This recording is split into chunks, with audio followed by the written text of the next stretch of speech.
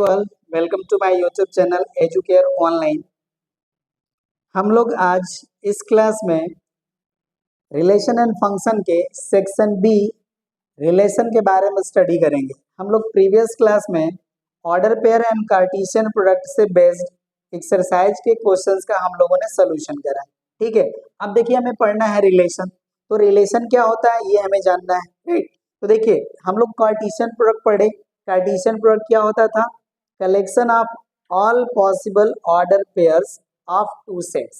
ठीक है, तो अब देखिए जो हमारा रिलेशन होता है, ये जो रिलेशन है ये होता है subset of Cartesian product.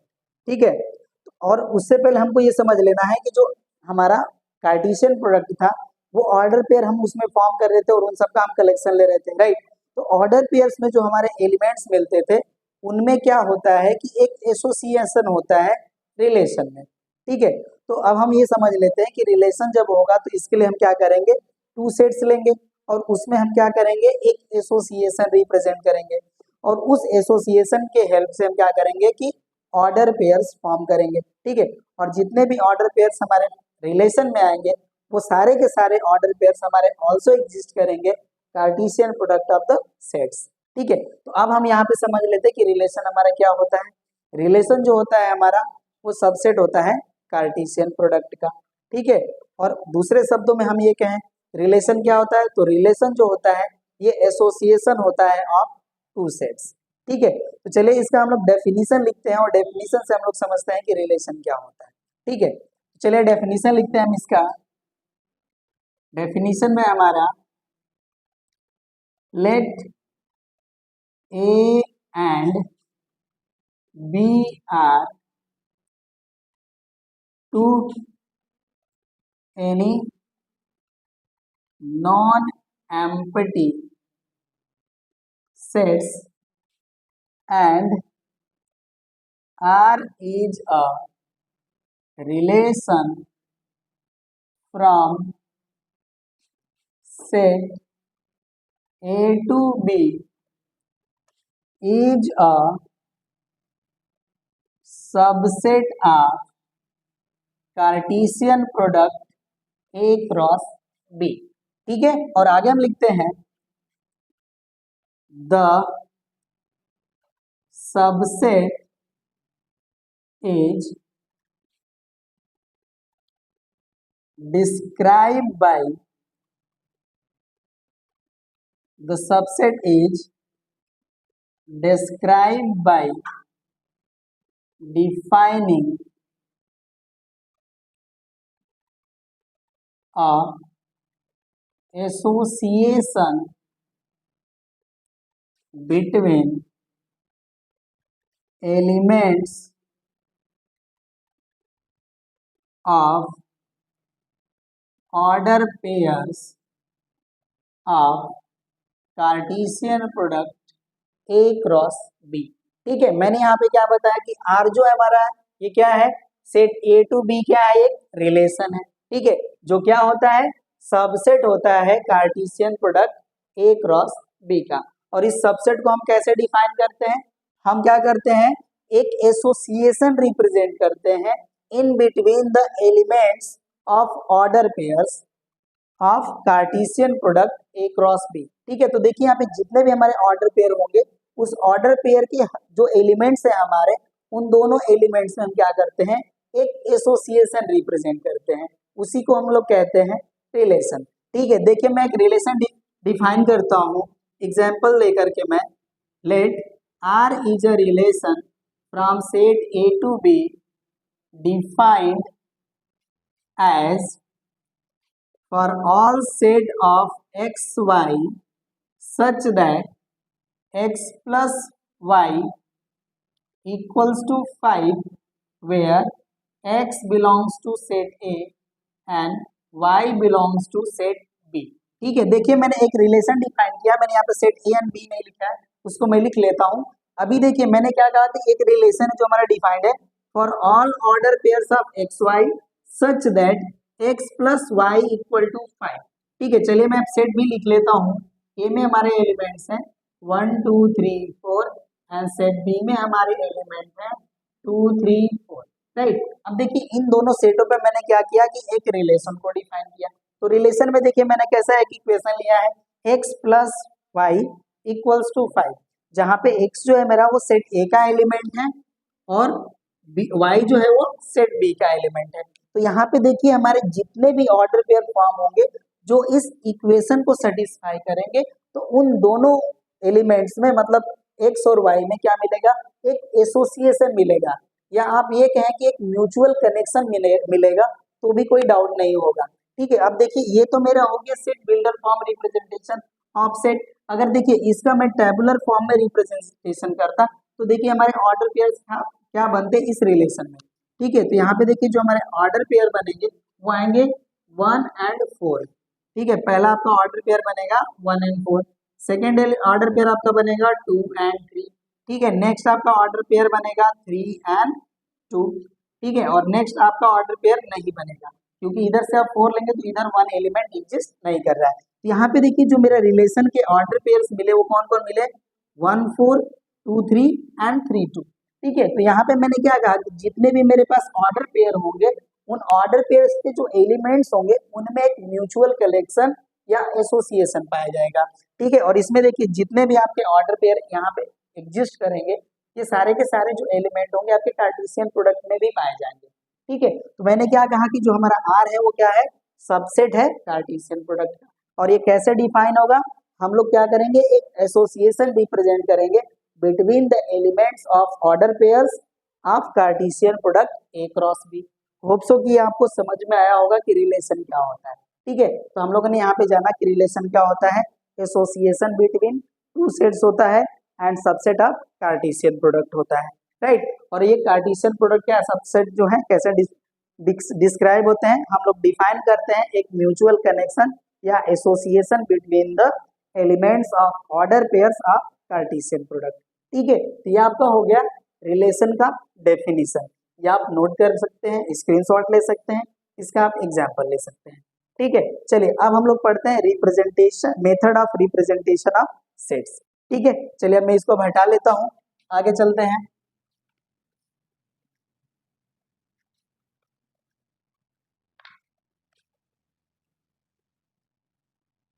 Methods of representation of relation. ठीक है, तो यहाँ पे देखिए आपका फर्स्ट होता है टेबुलर और रोस्टर फॉर्म। ठीक है, इसमें देखिए हमारे जितने भी ऑर्डर पेयर हमारे रिलेशन में पाए जाते हैं उनको हम क्या करते हैं कि मिडिल ब्रैकेट में टेबुलेट कर देते हैं। उस मेथड को हम लोग कहते हैं टेबुलर मेथड या रोस्टर फॉर्म। ठीक है, चलिए जैसे मेरे पास एक रिलेशन है, मैं इसमें ऑर्डर पेयर्स फॉर्म कर लेता हूँ। ठीक है, ये कुछ इस तरह से रिप्रेजेंटेशन है। ठीक है, तो यहाँ पे देखिए मेरे रिलेशन में जो ऑर्डर पेयर पाए गए उसको मैंने यहाँ पे लिख लिया। ठीक है, इसी को हम लोग कहते हैं टेबुलर और रोस्टर फॉर्म या रोस्टर मेथड। इसमें हम लोग जो भी ऑर्डर पेयर आपके पाए जाएंगे रिलेशन में उनको हम मिडिल ब्रैकेट में टेबुलेट कर लेते हैं। दूसरा आपका होता है method set builder form. Set builder form, ठीक है, तो अब देखिए सेट बिल्डर फॉर्म में हम लोग क्या करते हैं कि यहाँ पे हम एक ही ऑर्डर पेयर लिखते हैं और वो ऑर्डर पेयर क्या करता है, हमारे रिलेशन में जितने भी ऑर्डर पेयर पाए जाते हैं उन सबको रिप्रेजेंट करता है। ठीक है, तो यहाँ पे देखिए कुछ हम इस तरह से लिखते हैं और पढ़ते कैसे है ये भी आपको ध्यान देना है, रीड कैसे करेंगे इसको। यहाँ पे देखिए ऐसे हम लोग रीड करते हैं, ये हमने ऑर्डर पेयर लिख लिया, इसको हम लोग लिखते हैं for all set of order pairs x y. इतने को ही हम लोग क्या पढ़ेंगे, for all set of order pairs x y. ठीक है, इसी स्टेटमेंट को हम इतना पढ़ेंगे। और यहाँ पे देखिए या तो आप सच दैट ऐसे बनाइए या ऐसे बनाइए। ठीक है, यहाँ पे ऐसे बना लिए तो इसका भी मतलब हो गया सच दैट। ठीक है, यहाँ पे हो जाएगा हमारा x belongs to a and y belongs to b। अगर हमारा रिलेशन कुछ इस तरह से डिफाइंड है सेट a टू b तब। ठीक है, अगर आपका relation set a to a defined होता तो आपके x एंड y जो दोनों एलिमेंट है वो सेट a के ही होते। ठीक है, ये हो गया हमारा क्या, सेट बिल्डर फॉर्म। राइट, तो आप इस तरह से लिख लेते हो, कभी कभी आप ऐसे भी लिख लेते हो where x and y belongs to, यहाँ पे जब आपके सेट दिए होते हैं किसी पर्टिकुलर, जैसे आपका नेचुरल नंबर का सेट हो गया इंटीजर का सेट हो गया या होल नंबर का सेट हो गया। तो आप कह देते हैं where x and y belongs to whole number या नेचुरल नंबर या रियल नंबर, ठीक है, वो भी आपका क्या होता है, सेट बिल्डर ही फॉर्म होता है, ठीक है।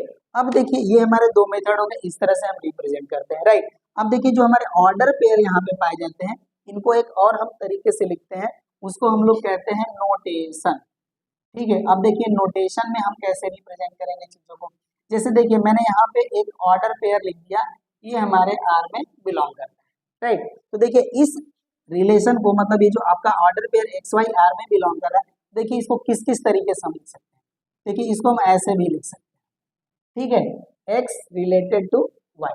अगर आपके पास ये एक्स वाई टाइप का ऑर्डर पेयर आर में बिलोंग कर रहा है, तो आप इसको ऐसे भी लिख सकते हैं, x is related to y, ठीक है।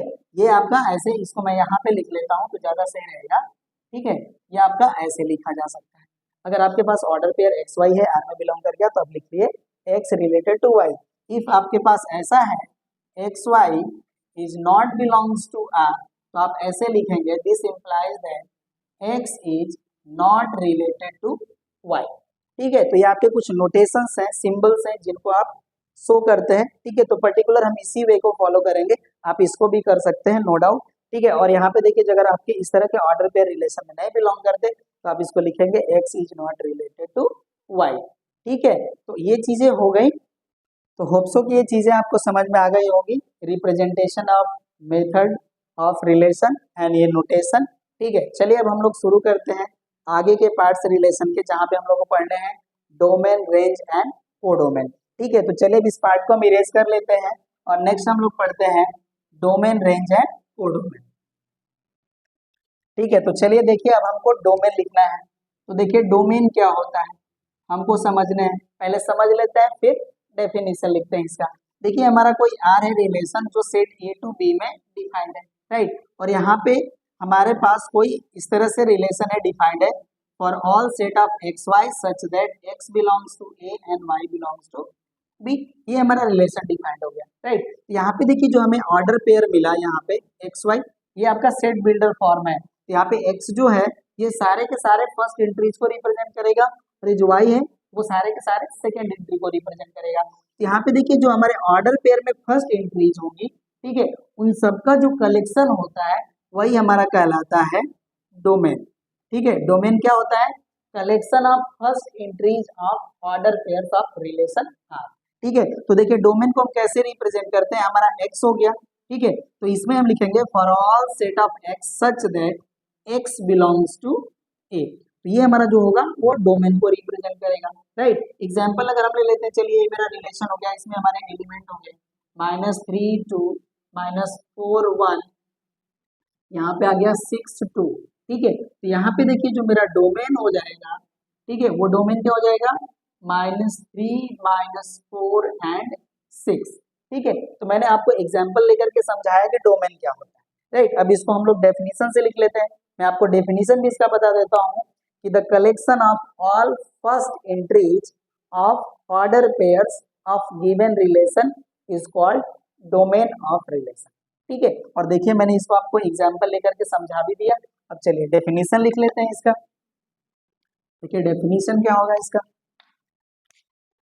Let R is a relation from set A to B, then the collection of all first entries of order pairs in relation R is called domain, okay. Example, if R is a relation from set A to B defined as R is equals to for all order pair of xy such that x belongs to A and y belongs to B, then domain is equals to for all set of x such that x belongs to A. ठीक है, ये क्या होगा, मेरा domain होगा। ये मेरा example हो गया, ये इन जनरल फॉर्म है। चलिए एग्जाम्पल में हम लिख लेते हैं। आर हमारा एक रिलेशन है जिसमें एलिमेंट हो गए 1 2 4 8 6 12।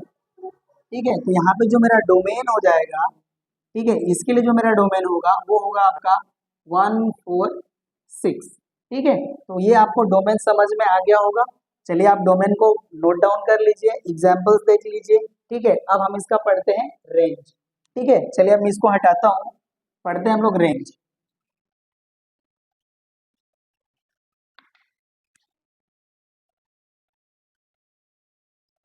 ठीक है, अब रेंज क्या होता है? रेंज जो होता है ये कलेक्शन होता है second entries of the order pairs of the given relation. ठीक है, तो इसको भी लिख लेते हैं। Let R is a relation from set A to B,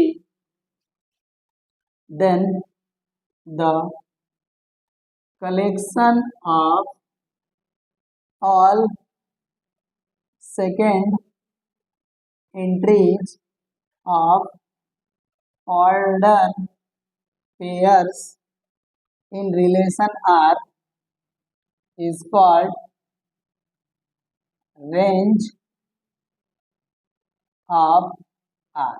ठीक है, देखिए अब इसके लिए भी हम लिख लेते हैं। रिलेशन हमारा डिफाइंड है कुछ इस तरह से, for all order pair of x y such that x belongs to A y belongs to B, then range is equals to for all set of y such that y belongs to set B. ठीक है, ये हमारे हो गए second element. अब आप examples इसके infinitely मैंने आप खुद ही कैलकुलेट कर सकते हैं। चलिए अब आते हैं हम लोग कोडोमेन। कोडोमेन, ठीक है, तो अब देखिए कोडोमेन क्या होता है। कोडोमेन जो होता है हमारा, यहाँ पे सेट बी जो होता है, ठीक है, मतलब आपके जो रिलेशन एक सेट से जो अनदर सेट में डिफाइंड होता है, तो जो हमारा अनदर सेट होता है, ठीक है, वो होता है हमारा कोडोमेन ऑफ रिलेशन। ठीक है, तो यहाँ पे देखिए हम ए टू बी ही ले लेते हैं, आपको समझने में आसानी होगी। ठीक है, let R from A to B is a relation, then set B is called the codomain of relation R। ठीक है, यहाँ पे जो मेरा सेट B है यही क्या कहलाएगा, कोडोमेन कहलाएगा। तो होप सो कि ये डेफिनेशंस आपको समझ में आए होंगे, राइट। अब देखिए हमें समझ लेना है कि अगर हमें कोई कार्टेशियन प्रोडक्ट गिवन है तो उस कार्टेशियन प्रोडक्ट से हम कितने नंबर ऑफ रिलेशंस गेन कर सकते हैं, वो हमें पढ़ना है। ठीक है, तो होप सो कि ये डेफिनेशंस आपको समझ में आए होंगे। चलिए अब हम लोग नेक्स्ट पॉइंट पे चलते हैं। वो हमें पता करना है कि कितने नंबर ऑफ रिलेशंस हम फॉर्म कर सकते हैं। ठीक है, चलिए तो लिखते हैं यहाँ पे हम, यहाँ पे एक हमारा नोटेशन ही है, मैं इसको नोट करके या स्टार करके लिख लेता हूँ। Let A and B are two non-empty sets and cardinal number of set A is M and cardinal number of set B is N, then cardinal number of Cartesian product will be Mn and total number of subsets of Cartesian product A cross B will be 2 to the power Mn। ठीक है, यहाँ पे देखिए अगर हमें cardinal number of set A m हो, cardinal number of set B n हो, तो कार्डिनलिटी ऑफ कार्टेशियन प्रोडक्ट कितना होता है, एम एन होता है। अब इससे हमें कितने टोटल नंबर ऑफ सबसेट्स हम फॉर्म कर सकते हैं, उसकी जो वैल्यू होगी वो होगी 2 to the power m n. ठीक है, इसके हेल्प से हम बता लेंगे कि कोई भी हमें कार्टेशियन प्रोडक्ट दिया है तो इससे कितने रिलेशंस फॉर्म हो सकते हैं। ठीक है, होप सो कि ये सारी चीजें आपको समझ में आ गई होगी। तो होप सो ये चीज आपको समझ में आ गई होगी। इसमें अब कुछ नोट में पॉइंट हम लोग लिख लेते हैं। ठीक है, चलिए नोट कर लेते हैं हम। नोट फर्स्ट, देखिए अगर हम लिखते हैं if R1 and R2 are two relations from set A to B, then R1 union R2 and R1 intersection R2 are also the relations on set A to B। ठीक है, यहाँ पे देखिए मैंने क्या बताया कि R1 और R2 ये दो रिलेशंस हैं जो डिफाइंड है सेट A to B। ठीक है, तो देखिए इनके यूनियन और इंटरसेक्शन पे से भी हमें दो रिलेशन बनेंगे। ठीक है, और ये भी क्या होंगे, ये भी रिलेशन डिफाइंड होंगे सेट A to B। ठीक है, ये वगैरह हो गया नोट नंबर फर्स्ट। ठीक है, तो चलिए अब हम लोग सेकेंड नोट पे आते हैं, इसको समझ लीजिए आप लोग। देखिए हमने यहाँ पे बता लिया आपको कि R1 और R2 जो है दो सेट रिलेशन है सेट A to B। तो ये देखिए इनके यूनियन और इंटरसेक्शन भी रिलेशन होंगे फ्रॉम A to B। इतना ही नहीं, देखिए R1 माइनस R2 भी जो रिलेशन आएगा, ये भी क्या होगा, is a relation defined from A to B। ठीक है, मैंने कहा कि आपके यूनियन और इंटरसेक्शन तो रिलेशन होंगे ही, साथ में जो दोनों रिलेशन का डिफरेंस रिलेशन भी जो आएगा वो भी आपका एक रिलेशन होगा और वो भी डिफाइंड होगा सेट A to B। ठीक है, तो ये आपका नोट नंबर फर्स्ट था। चलिए अब हम लोग नोट नंबर सेकेंड पे आते हैं। अब इसको हम हटा लेते हैं। Note number second, if empty set is a subset of Cartesian product A cross B, then empty is also a relation। ठीक है, मैंने क्या कहा कि जो हमारा देखिए जो एम्प्टी सेट है ये कार्टेशियन प्रोडक्ट का अगर सबसेट है, ठीक है, तो ये जो आपका एम्प्टी सेट है ये भी क्या हो जाएगा, एक रिलेशन हो जाएगा। ठीक है, A to B is also a relation from A to B and domain of empty set is empty and range is also empty set। ठीक है, तो इस चीज को भी आपको समझ लेना है कि अगर आपका एम्प्टी रिलेशन जो है, ठीक है, यहाँ पे सेट नहीं है रिलेशन है, सॉरी, अगर एम्प्टी रिलेशन अगर हमारा कार्टेशियन प्रोडक्ट का सबसेट है, ये जो एम्प्टी रिलेशन होगा ये भी एक रिलेशन होगा जो डिफाइंड होगा सेट A to B, जिसका डोमेन जो होगा एम्प्टी सेट होगा एंड रेंज भी इसका होगा एम्प्टी सेट। ठीक है, इसका नेक्स्ट पॉइंट है इनवर्स रिलेशन। इनवर्स रिलेशन, ठीक है, अब देखिए हमको समझना है कि इनवर्स रिलेशन क्या होता है। ठीक है, तो इसको देखिए मैं समझा लेता हूँ। सपोज कीजिए हमारा एक रिलेशन है जो set A to B defined है, राइट, और इसमें हमारा जो ऑर्डर पेयर पाया जाता है वो XY टाइप का पाया जाता है। ठीक है, तो एक हम अनदर रिलेशन डिफाइन करें जो डिफाइंड हो सेट B to A। ठीक है, अनदर एक रिलेशन, इसको हम R इनवर्स लिख लेते हैं। ये अनदर रिलेशन है जो डिफाइंड है सेट B to A, और इसमें जो आपके ऑर्डर पेयर्स पाए जाएंगे वो YX टाइप के पाए जाएंगे और इस तरह के एलिमेंट आपके पाए जाते हैं इस रिलेशन में, तो इसे हम कहते हैं इनवर्स रिलेशन R। ठीक है, समझ में आ रहा होगा मैंने क्या कहा कि एक रिलेशन है जो सेट A to B है। ठीक है, इसमें हमारे जो ऑर्डर पेयर पाए जाते हैं XY टाइप के। ठीक है, तो एक दूसरे रिलेशन जिसमें एलिमेंट पाए जाए YX टाइप के, तो इस रिलेशन को हम कहेंगे इनवर्स रिलेशन। ठीक है, चलिए तो इनवर्स रिलेशन हम लोग लिख लेते हैं इसका definition. Let R is a relation defined from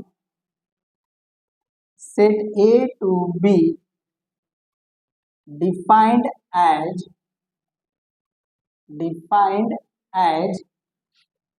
R equals to for all order pair of XY such that x belongs to A and y belongs to B, then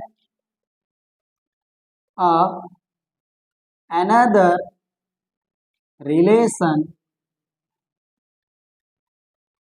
R inverse defined from set B to A as R from B to A defined as